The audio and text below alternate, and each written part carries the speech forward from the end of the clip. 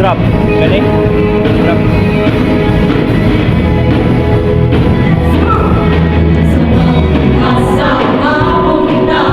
Presente mo ako na, ang mundo mo.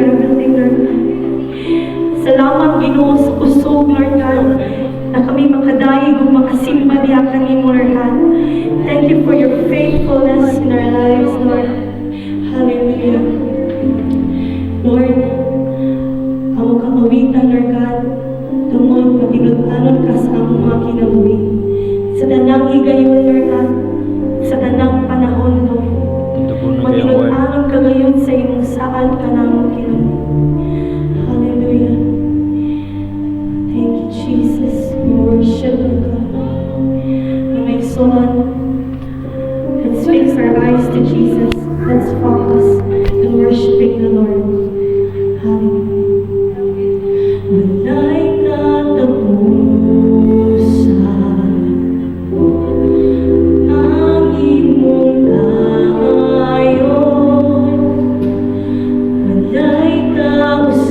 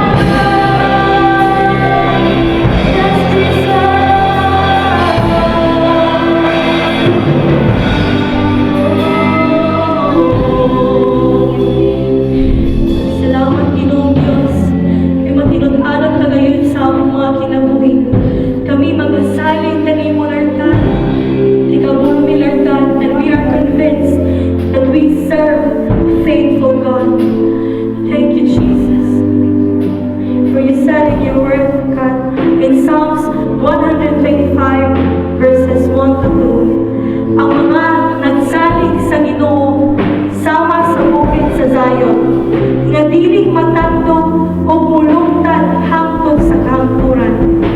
Sama sa mga bukid na naglibot sa Jerusalem, mauusab ang paglibot sa Ginoo sa iyang katawan karon sa kangturan. Hallelujah! We trust in you, Lord God, for your faithfulness never fails, for your mercies are new every morning, Lord God. You are good, Lord God. You are faithful, Jesus. Hallelujah, hallelujah. Mga son, as we sing this song once again, let's sing this with all our heart. Patungday ko si Lord sa matangis ngayon ang pagkanta. Hallelujah. Let's sing matinutanan ka. Matinonanon ka sa mga pulong mo, Diyos. Matinutanan ka. Matinonanon ka sa imong saan ka na mo. Matinutanan ka. Matinonanon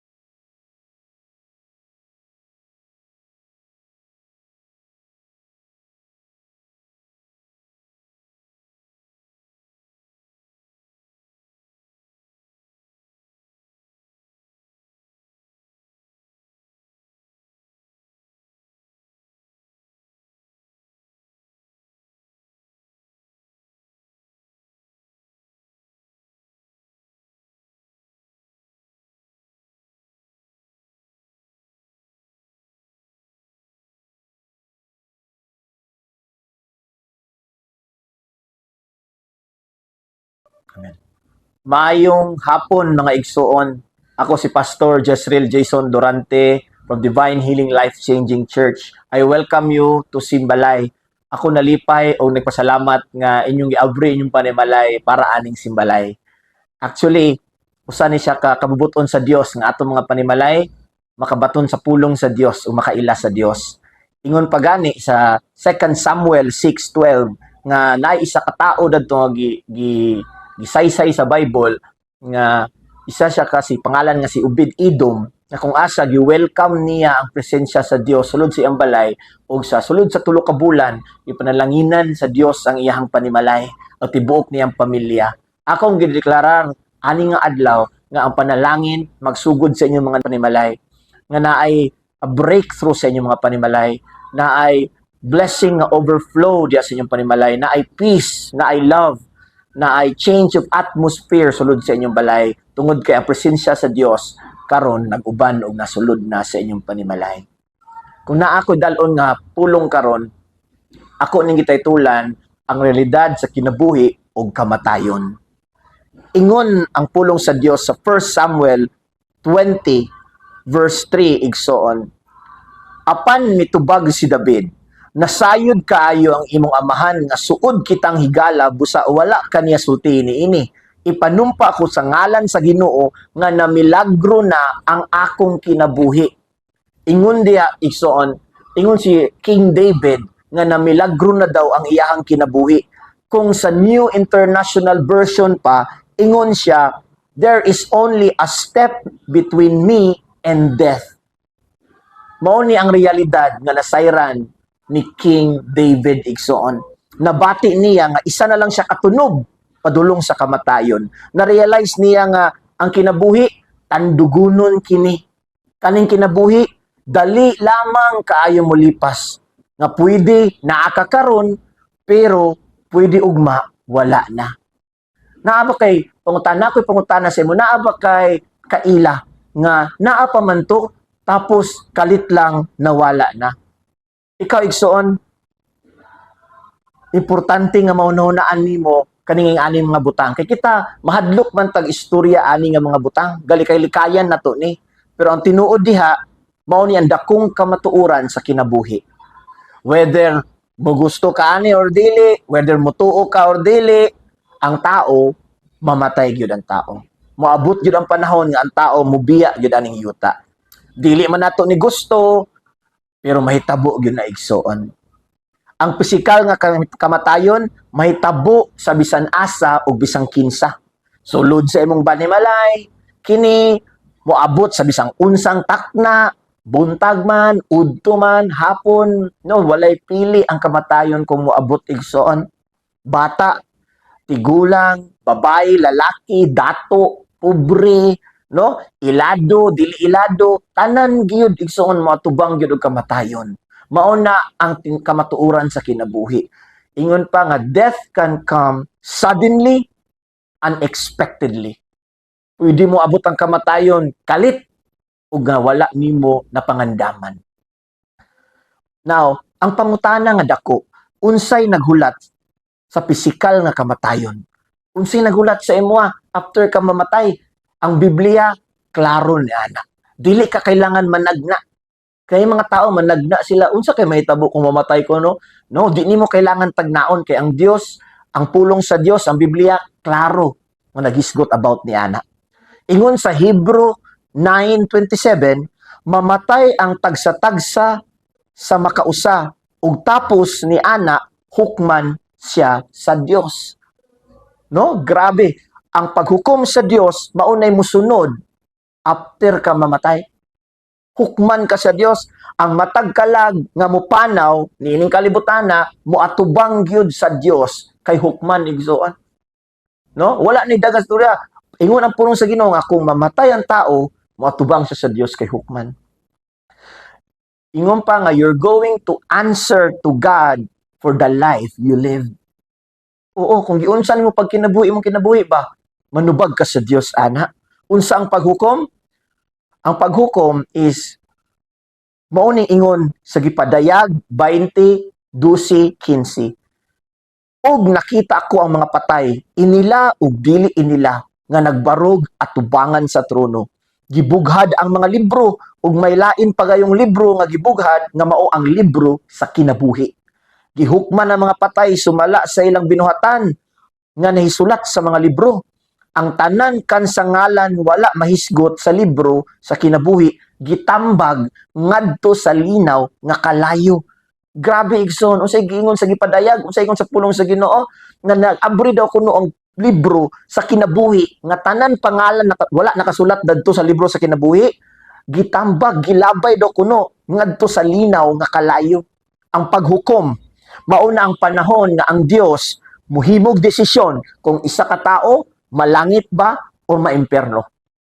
Kanang paghukom is ang pagdesisyon sa Dios kay kanang kamatayon pultahan ra na igsoon. Pultahan na ang kamatayon. Ang pangutana, hain ka padulong. Kay pultahan na siya, ang kanang kamatayon, pultahan na siya padulong sa kinabuhing hantod. Eternity ang tawag.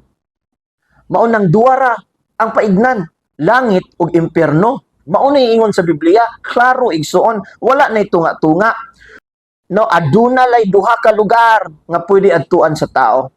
Mo nang giingon sa Lucas 16:19 to 23, no? Kung ang Dios maghukom na gani kanimo dadto sa linaw nga kalayo, hangtod sa hangtod na naigsoon, wala na nay katapusan, wala na nay second chance, karon na pa may chance. Pero kung moabot na kaana nga deklarar sa Bible nga impierno igsoon, wala na kay chance. Hangtod sa hangtod na kadiya magantos igsoon, no? Pero pwede pud kahukman sa Dios nga dalon ka sa langit ug hangtod sa hangtod pud na igsoon. Ang Biblia klaro nagtudlo ani nga kamatuoran. Klaro. Ang langit ug impierno dili na istorya sa hubog. Dili na siya fairy tale igsoon. Dili na siya buhat-buhat o istorya sa buktot. Dili igsoon. Realidad na nga si Jesus mismo gikumpirma niya sa iyang mga pulong. Tanan tao mamatay, ang pangutana, kung mamatay ka, asa ka mapadulong. Mahadlok tag storya ana, pero maunang pinaka-importante nga storya nga atong kailangan na istoryahan igsoon. No? There is only two place, heaven or hell. Mauna ang klaro gisulat sa Bible. Tanaway mong tapad, tanawa, panglangit ba na siya or pang-impierno? Na confirm, pastor, murag angel ang naong. Hallelujah. Salamat sa Ginoo kay kita tanan dire by the virtue of the crucified Christ, no, na atay kinabuhi dadto nga langit nun. Kauban ang Dios. Giunsa paghulagway sa Biblia ang impierno. Nguni gwapo ni siya. Giunsa paghulagway. Biblical gyud dili sa istorya base sa Bible. Ingon sa Biblia, ang kining impierno usa kini ka lugar diin ang yawa uban iyang mga anghel ug tanang makasasala pagasilutan. Lugar ni siya igsoon sa pagsilot. Si Jesus miingon sa adlaw sa paghukom. Mo niyang giingon Mateo 25:41. Mo ning giingon ni Jesus. Unya moingon siya ngadto sa iyang wala, pahawa kamo kanako. Kamong gipang himaraot sa Dios. Ngadto kamo sa kalayo nga walay pagkapalong nga giandam alang sa yawa o sa iyang mga anghel. Grabe igsoon. Usa ka ni kalugar, ingon si Jesus na maabot ang panahon sa paghukom, ingon ang Dios, di niya daw atong tanan, nay mga tao nga ignon niya, hawa kamo kanako.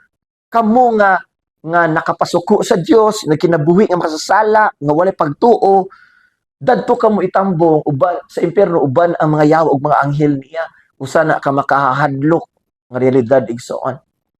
Nga dili tanan tao sadly makasulod sa gingarian sa Dios. Ang tanang ingon pa diri sa gipadayag 21:8, ang tanang mga talawan, ang mga mabudhion, ang mga malaw-ayon, ang mga mamumuno, ang mga makihilawason, ang mga salamangkiro, ang mga gasimba og Dios-Dios, ug ang tanang bakakon mahiyagom gayud sa linaw nga kalayo. Igsoon, mo na importante gyud kaayo nga atong kinabuhi, ato nang usbon, ang ato nang bantayan. Kay kani atong kinabuhi diri sa yuta, lumalabay lamang. Dili ni permanente. Naadad to sa langit or sa impierno ang kinabuhi nga perti kataas, eternity, hangtod sa hangtod. Mao to'y sakto nga pangandaman nato. No? Dili ni siya himo-himo igsoon, nakasulat ni sa pulong sa Dios. Ma-picture ba nimo nga ang tanang demonyo, ang tanang dautan tao sa kalibutan makauban nimo dadto nga lugar hangtod sa hangtod. Sila tanan. Ignay mong tapad, dili lang ko. No? Hadlok kaayo, tanang demonyo, tanang daotang tao, mao imong makauban hangtod sa hangtod. Mao kini ang mahitabo sa mga tao nga masupilon sa Dios. I pray kakani nga panimalay karon nga naminaw, dili ni mga masupilon sa Dios, pero mga mahigugmaon ni sa buhi nga Dios. Ang tao mutan-aw siyang horror. Gusto siya ma-entertain, gusto siya mahadlok, mutan-aw og horror. Pero ang realidad sa kinabuhi ug kamatayon, mao ang pinaka-grabing horror. Sa tinuod lang kay ikaw ang bida. No? Horror kaayo kung mabutang ka ani nga lugar. Kaduha, dili lang siya lugar sa pagsilot, usa kini ka lugar nga adunay grabe kaayong pag-antos ug kasakit. Grabe antos ug pasakit. Ingon sa Marcos 9:47, 48. Aduna kini mga ulod nga dili mamatay ug kalayo nga dili mapaalong. Grabe igsuon. Ingon pa sa Mateo 25:30, didto ang grabe kaayo nga paghilak ug panagkagot sa ngipon. Magkagot ang ngipon kay init man kaayo, sunugon man ka. Ingon sa Lucas 16:25, didto mahinumdum ka sa imong kinabuhi samtang didto pa ka sa kalibutan. Mupud na ang sakit nga part nga dadto mahinumduman nimo ang imong kinabuhi diri. Siguro imong kinabuhi diri comfortable siguro kay ka, naka-electric fan ka, naka-aircon ka, inom kag bugnaw nga tubig, kauban imong mga pamilya, pero dadto igsuon walay mga ingana. Inusara ka, grabe ka init, torture. Igsuon, ayaw gyud tuguti nga madala ang imong kalag dadto nga lugar. No? Kay si Lord na si plano sa imong kinabuhi. Langit nun nga mga plano igsuon. Ang kaaway mamakak lang na siya sa imo. Kay gusto ka niya ubanon dadto. Pero tuhuy ang Dios igsuon. Alagari ang Dios igsuon. Ug sa adlaw sa Dios dili kaniya kalimtan. Mao nang ingon sa Bible. Ingon sa Bible, katud ako nang mosalig sa Dios, dili gayud maulawan. I pray na kani nga panimalay na minaw karon. Kani nga grupo na minaw karon. Sugod karon mosalig ni sa buhi nga Dios. Ihatag nila lang kinabuhi sa kamot sa Dios. Kay hadlok ang realidad sa kamatayon. Dito, makabasol ang makasala, pero dili na sila pwede makahinulsol.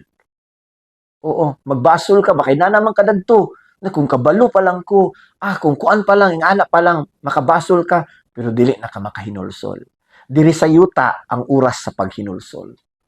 Pero dadto, kung nana ka dadto, wala na paghinulsol. Basol na lang ang mabilin igsoon. No?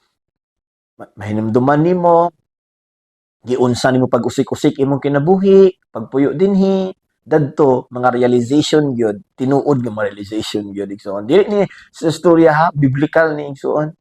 Biblia ni nag-ingon. Maghilak sila ug magkagot ang ilang ngipon sa diyang makahinumdum sila sa ilang mga minahal sa kinabuhi nga unta dili unta mosunod sa ilaha dadto. Dili unta masama nga naa sa impyerno. Dini matuman ang storya nga walay pagbasol nga nag-una. Igsoon. Walay pagbasol nga nag-una. I hope and I pray nga ikaw na minaw karon dili nimo basulan igsoon tungod kay gidawat nimo si Kristo buhi sa imong kinabuhi. Katulo, dili lang kanil lugar sa pagsilot, di lang kanil lugar sa pag-antos ug kasakit, apan katulo usa kini ka lugar diin ang mga makasala hangtod sa kahangturan, pagasilutan ug mahilayo, mahimulag sa presensya sa Dios. Usa na sa pinakapait igsoon, Ingon sa 2 Tesalonica 1:9.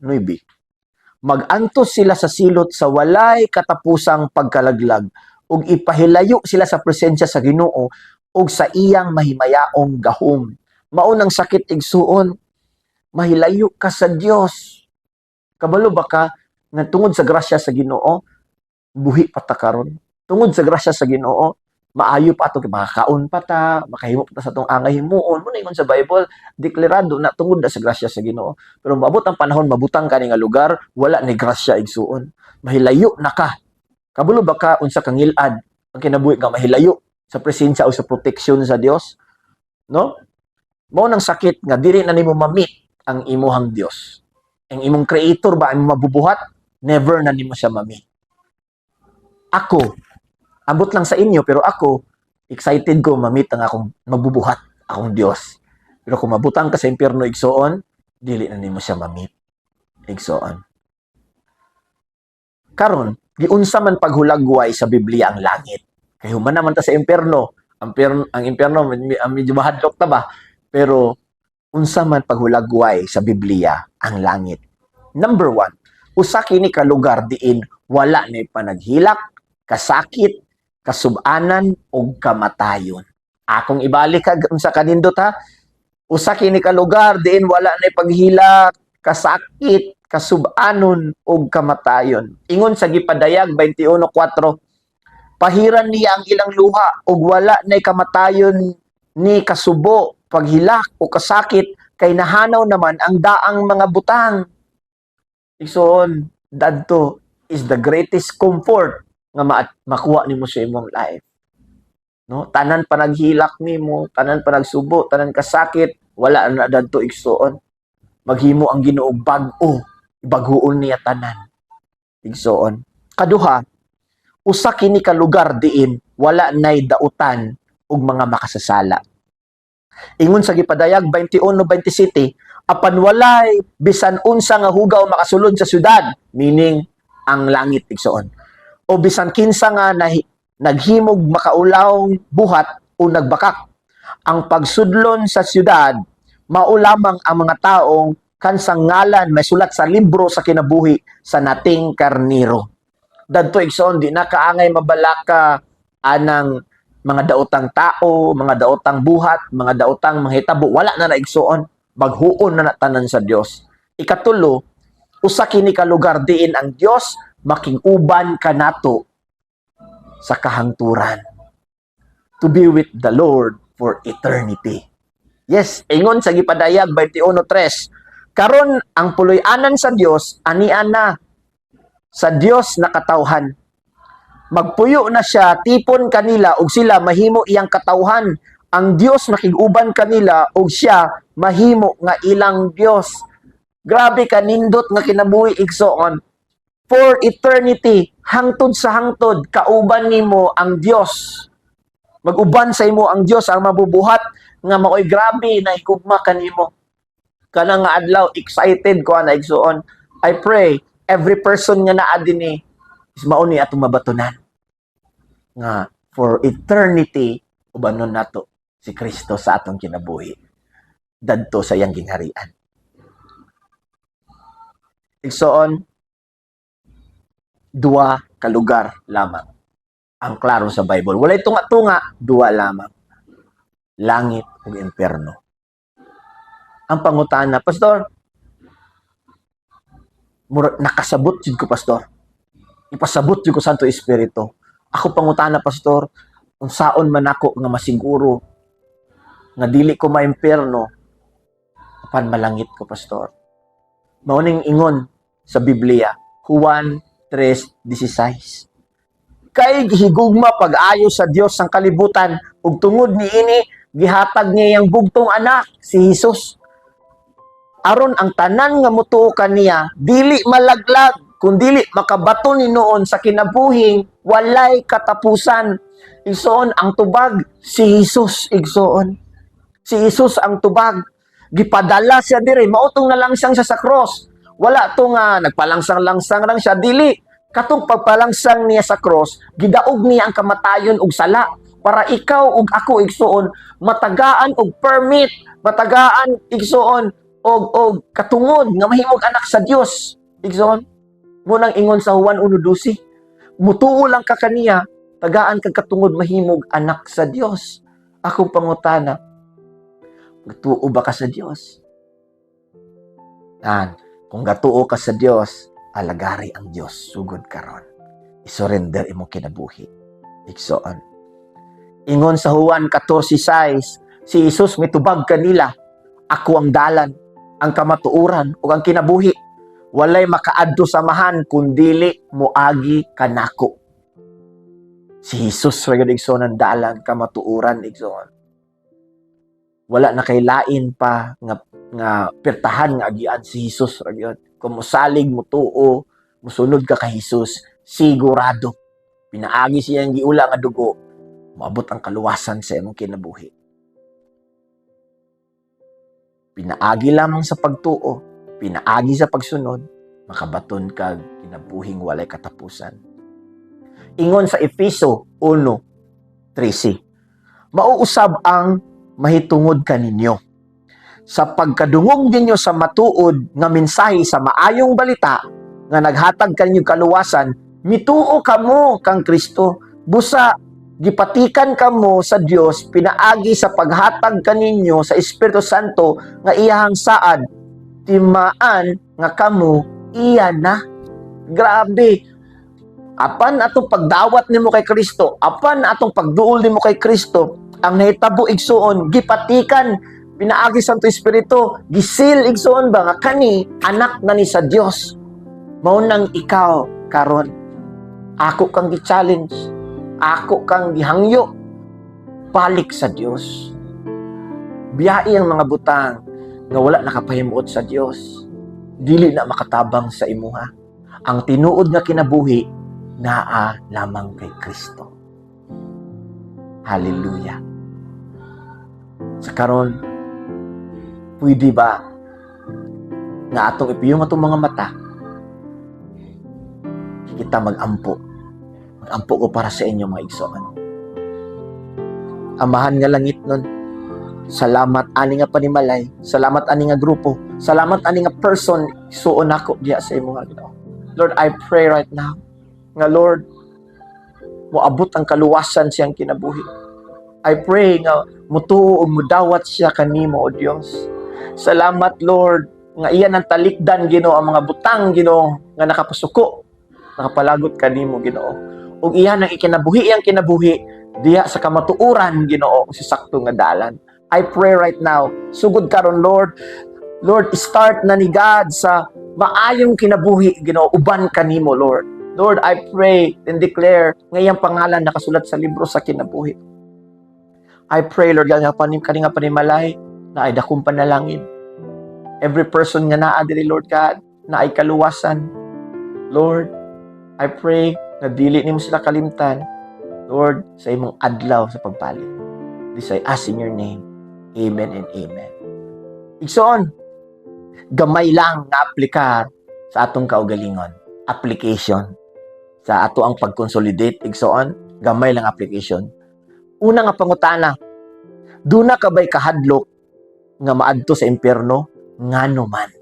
Mao nang una. Duna ba'y kahadlok nga maadto sa impyerno o ngano man. Ang kaduha nga pangutana, sigurado ka ba nga maadto ka sa langit kung galing kuhaon ka na sa Dios? O ngano man. Sigurado ka ba nga maadto ka sa langit galing kuhaon ka na sa Dios? O ngano man. Salamat sa iyong pagpaminaw. I pray na blessing ni Lord and peace will come into your life, will come into your family, will come into your home. Blessed Sunday, everyone. God bless.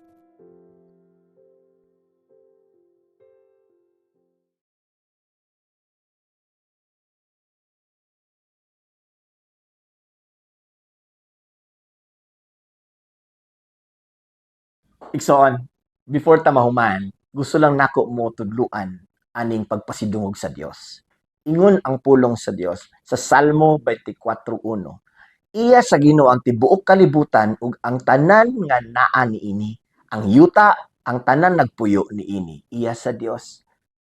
Tanan di ay igsoon noon say naa sa tuwa, atong sanina, atong balay, atong sakyanan, atong trabaho gani, tanan iya di ay sa Dios. Siya'y na nag-iya sa tanan igsoon. Maunang accountable ta diya sa Dios. Ingon ang pulong sa Panultihon 3:9, pasidunggi ang Ginoo pinaagi sa paghalad kaniya sa labing maayong abot sa imong yuta. Kung buhaton mo kini, mapuno sa abot ang imong mga kamalig ug manubra ang imong bino. Igsoon, ang paghalad di ay sa Dios, dili na donasyon. Pagpasidungog na sa Dios igsoon. Ingon ang Dios nga siya ang tag-iya sa tanan. Busa pasidunggan nato siya pinaagi sa atong mga halad. Unsa pay giingon? Verse 10, kung buhaton mo kini, result na igsoon. Kung buhaton mo kini, mapuno sa abot ang imong mga kamalig ug manubra ang imong mga bino. No, kung buhaton nimo kini, ang paghalad di igsoon, sikreto day na sa panalangin para sa puno ug manubra. So, karon igsoon atong i-apply igsoon, no? Kung unsay naadya sa imong kasing-kasing, kung unsay naadya sa imuha, magsugod tag halad, tibuok na tong kasing-kasing, dili ni siya dasyon para ni siya sa pagpasidungog sa atong Dios. Let's give. This world is always trying to tell me I need more. A bigger house, a couple cars will fill the void. But then I get it and I still feel just as poor. So I tell all that to head right out the door. Cause I woke up with a good thing laying by my side. I woke up to some birds singing, hey look, I'm alive. I got my family, Jesus, and my health. And if I got all that, I really don't need nothing else, nothing else. This life is always trying to get me in a rush. Keep moving quicker and one day you'll be enough.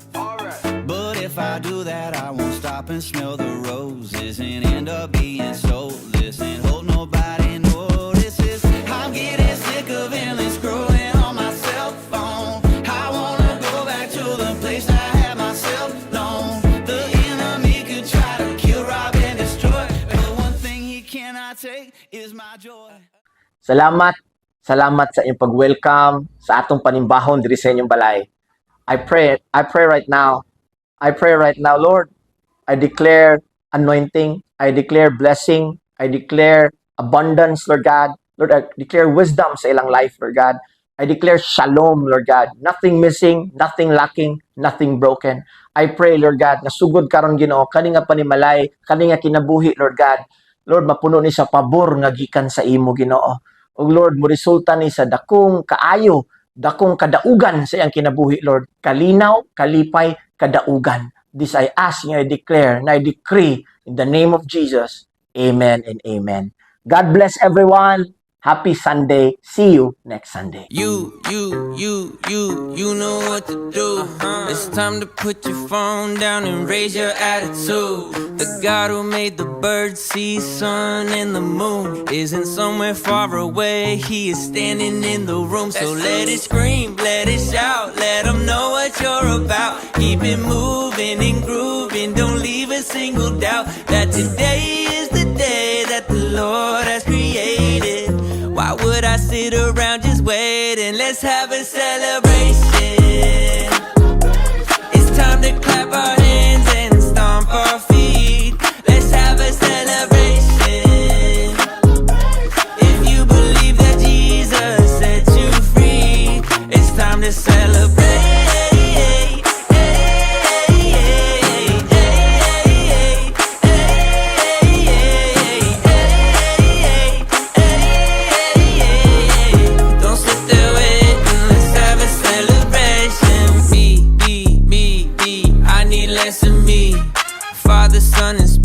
That's who I call G.O.D.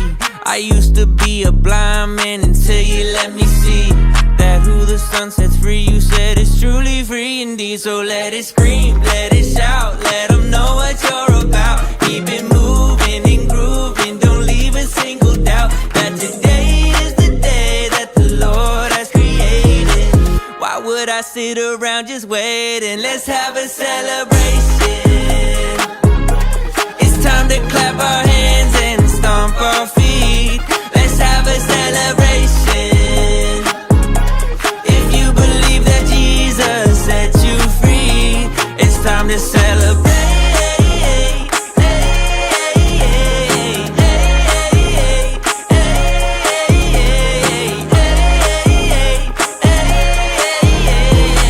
Don't sit there waiting, let's have a celebration.